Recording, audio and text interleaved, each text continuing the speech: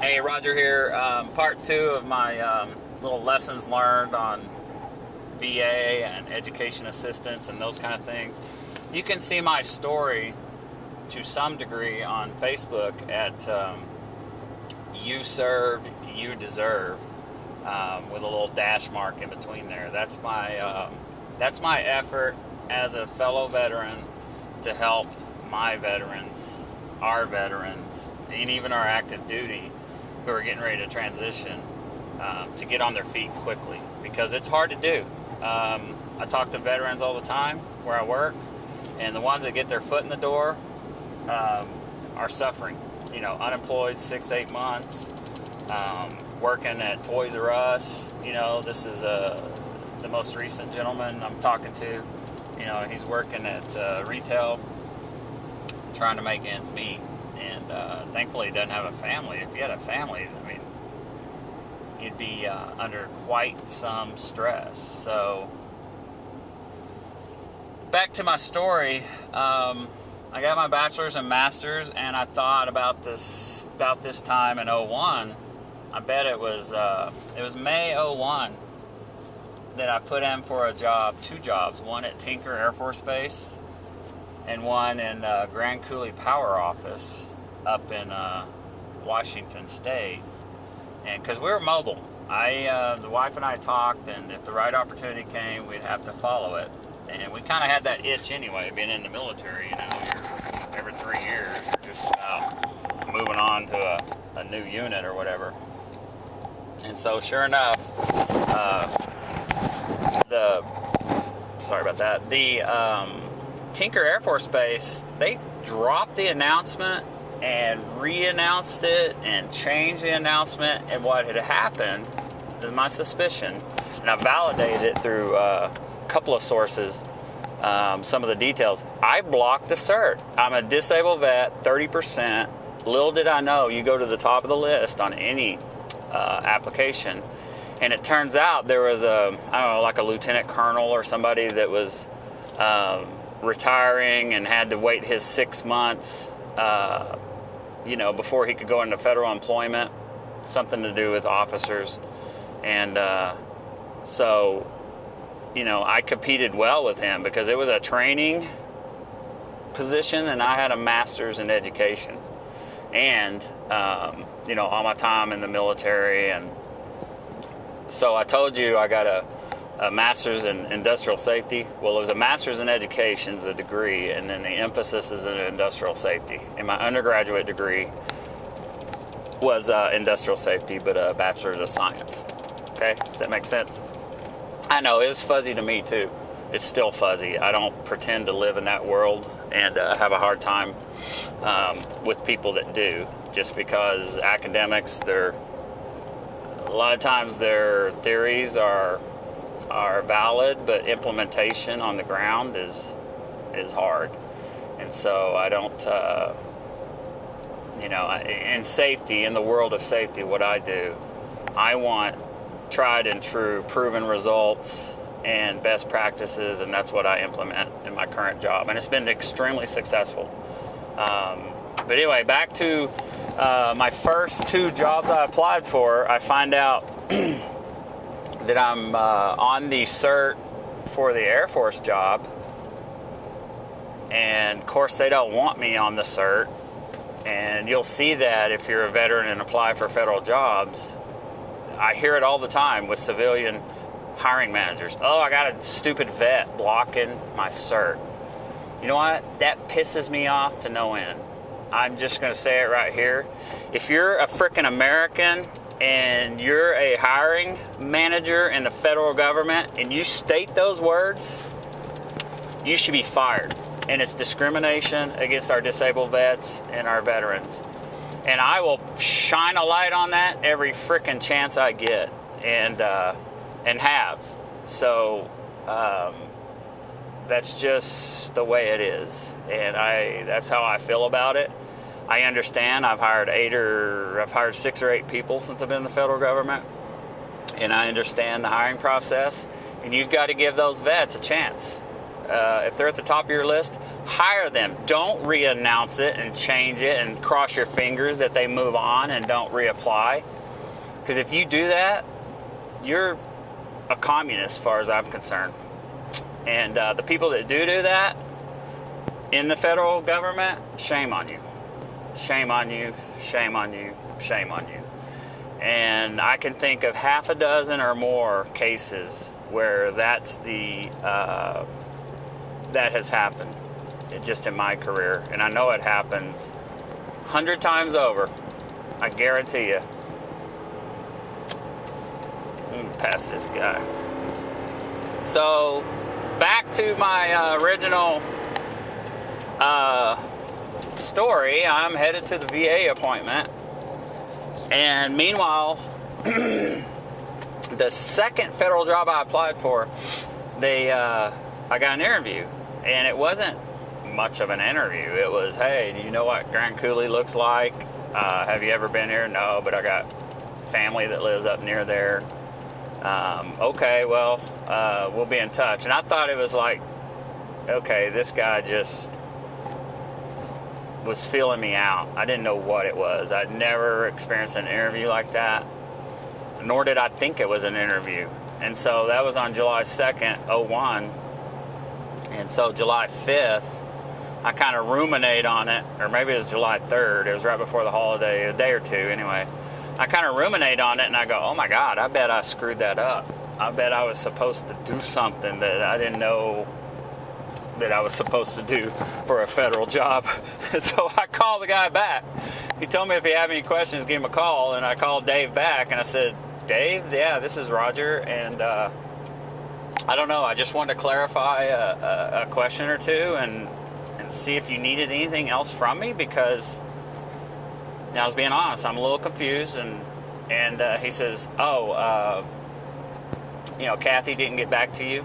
And I'm thinking, the letter that says you're not hired, we hired somebody else, that kind of thing is what I figured, is what I immediately defaulted to. And he goes, well, I hired you, I selected you, you do want the job, right? And I was like, my jaw hit the ground. I'm like, seriously? People, that is a hiring manager who gets it, who gave a veteran a chance, who saw that I was at the top of the list, even though I didn't know I was at the top of the list, who I had the credentials. I even told him that I had a master's degree, and he was surprised. He's like, but on your application it says bachelor. I said, well, I was working on my master's at the time, and they're going to confer my degree on, I think it was August 4th, 2001 for my master's. And he says, oh, well, bonus. Kathy will be in touch, and you do want the job, right? Because they'd had problems with people accepting jobs and then leaving, not liking the area. And I said, well, yeah, let me talk to my wife. I'm pretty sure, yes. And he says, well, an offer's going to be in the mail. So I go home. We're in a time in our life where we've got a 16-year-old or 15-year-old and a 7, 8, 9-year-old. I forget what Libby was, probably about 7, 6 maybe. And we got a 2-year-old and a 1-year-old baby. And I'm like, hey, wife, what do you think of Washington State? She's like, what are you talking about? Well, I got offered a job, and there wasn't much deliberation. We were gone. And it was tough. Your first entry onto federal duty, they don't give you a whole lot of money to get there. They basically just get you there. And it was tough. And it was tough on our teenager. But she met her future husband there, so it worked out all right. And the rest is history. I've been in the federal government for, 01 to 12 years now. And then add my military years, I'm approaching 20. So thankful for that, and my desire is to help veterans learn what their rights are with federal hiring. I just noticed I got a coat on my tailgate that I need to get in the truck so it doesn't fall out and lose it. There's a Hive Trail too. So I'm here to tell you, I'm a lesson. I've learned the lessons. I'm a success story, if you will, and I'm going to help you do it. I just got a good email from a friend, Chris Morrissey, disabled vet, who just landed his first federal job, and we've been working on him for a while. Right now, what's going on in the federal government, they're eating their own. And what I mean by that is they're moving people around in the federal government in the local commuting areas. So for you to get your foot in the door, especially with this sequestration and all this stuff, it's going to be hard. So you've got to work doubly hard. And I have the tools, techniques, at least tips to help you do that. A lot of it's on you. You've got to make yourself marketable. And you've got to work hard at getting your job, and we'll see you succeed if you have the desire to. And that's my desire, is to see you succeed. And I'm going to do a separate video on this whole medical crap I got going on, because that's a separate fight in itself. You're fighting the government on another front in that area. So stay tuned. I'll do that video. Maybe I'll do it on the way back from my appointment, and get these things loaded up pretty soon. So that's my story of getting into the federal government. And now I work at Yosemite National Park, and I'm a GS-13, pulled down about 6 figures, and I could have done that possibly without a master's degree, and even had the opportunity without a degree. I've got a veteran working for me right now, a retired first sergeant. He's a 12, does not have a degree, and he's working in safety, and he's doing a great job. He's just dialed in, and that's the type of character and people you get from the military, is they want to do the right thing, typically. If you're not, then straighten your butt up, and you'll suffer in the private world, and you'll be turning wrenches or whatever it is. And I would rather be turning wrenches myself, but I'm turning the wrenches of the mind with safety, health, and environmental compliance, and have a blast doing it. It's been a great occupation. I love it. I like going to work every day. I don't like the politics, and I don't like the inconsistencies in discipline, and I don't like the people that get away with murder, almost literally. That's a separate story. But and I don't like the way federal managers, not all of them, but a good handful of them, handle conflict or handle disgruntled, troubled employees. It's a nightmare to try to get rid of somebody that deserves to be gotten rid of.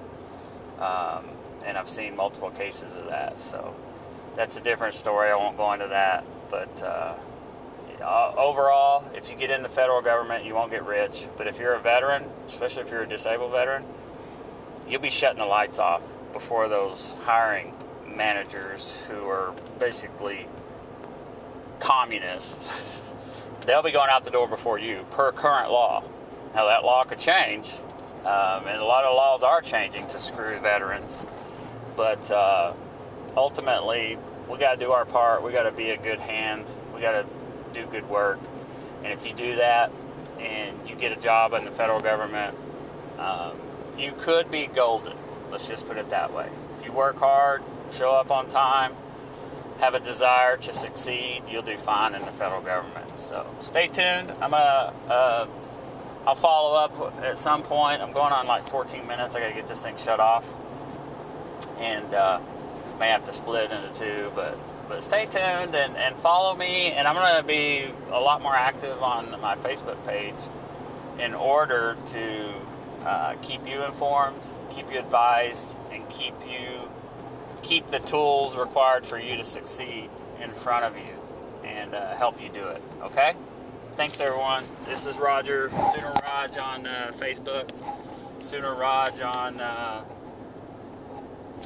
YouTube, and I'll put some links and whatnot in various places for you guys to benefit. Okay?